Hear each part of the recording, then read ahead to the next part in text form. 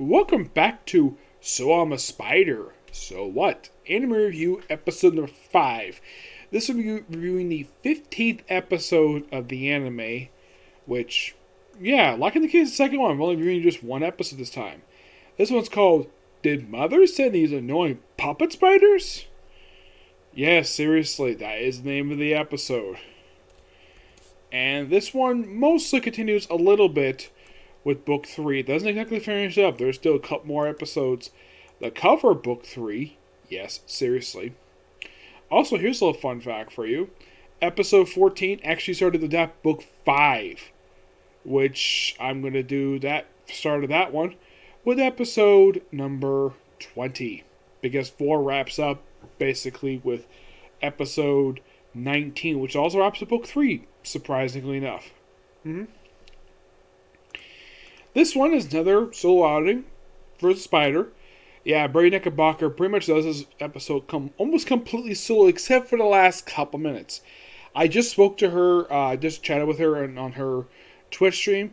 Yeah, she did find this a little difficult to do a whole episode solo by herself, but she did really enjoy. She did say this. She really enjoyed doing the show. Yep.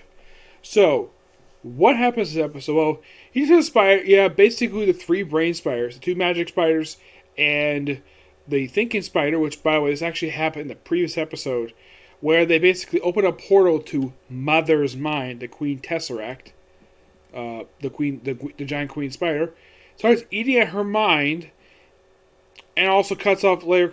Oh yeah, communication. Of course, they kept wondering the whole episode, like, why isn't she doing anything? Oh yeah. So then they do pretty much. The mother pretty much decides to use a beam. That's something they've never shown in the anime at this point. I think it did once back in the pilot episode, but so fires the beam at the roof, basically the ceiling of the labyrinth, blowing a big hole in it. And this labyrinth is mentioned in the stuff in the post-credit stuff. And so Mother jumps out and chases after the spider. And apparently she has noticed that Mother is weakened. Yes, level 89 and weakened. So teleports to back to the labyrinth. Well, I don't know if it's the lower sanctum or it's the lower sanctum, where like her old house. And yeah, and there's a whole army of spiders there waiting for her. This is the second time that she encountered these army of spiders. So, battles them the whole episode. And basically, at one point, even loses a couple of her legs and both of her arms. Yes, her arms. Even part of her back, basically, like near where the area where she fires her webs. Yeah, nearly loses part of her body. And it's a pretty grueling bout. It's even more brutal than her fight with the boss of the labyrinth. Yeah, and this lasts for. And at one point, she goes to the military and hopefully get more better advantage. And she's stopped by a puppet. Yes, a puppet that has swords. She doesn't say swords in the episode for some reason. But yeah, they're literally swords. Oh yeah, and it turns out this particular puppet is controlled by a very tiny spider. Like, what type of spider? Don't know. We see just a clip of it in the episode. Yeah, so. Yeah, and then, of course, this particular thing all slides up is her arms, because when she teleported down here, she had basically, for a long distance one, she had to do this for quite a while. She could, I don't know, teleport to a city. Why teleport back to the labyrinth for? This basically, like, if you watch the anime, like, she just got out of the labyrinth just a couple episodes back, like, back in episode 13, she finally got out of the labyrinth, and then 2 episodes later, she's back in the labyrinth again. Yep. So, yeah, battles them for like a lot of the time, and then after she actually kills one of the arachnids, by the way, she levels up too. You know, she mentioned, oh yeah, like really wants to level up so she can heal up her missing wounds.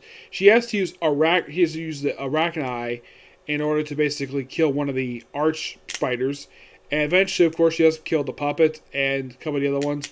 And eventually, she does evolve into a Xeno something. She evolves into.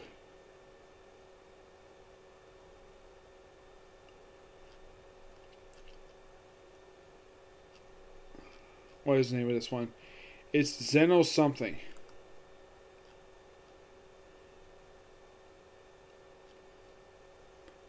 Zenahara. Mm-hmm.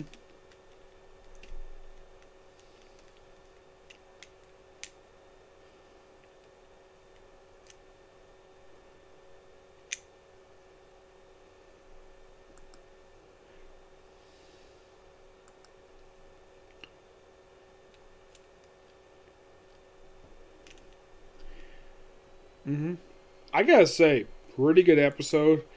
And, well, can't wait to go through the next few episodes. But, gonna have to wait until I finish reading book number 34 to do that. Yep. I know this one's kind of short, but discussing what episode this time. Okay, so that's gonna be pretty much it for this particular review. Next one's gonna be Comic Corner. Okay, next video. Bye.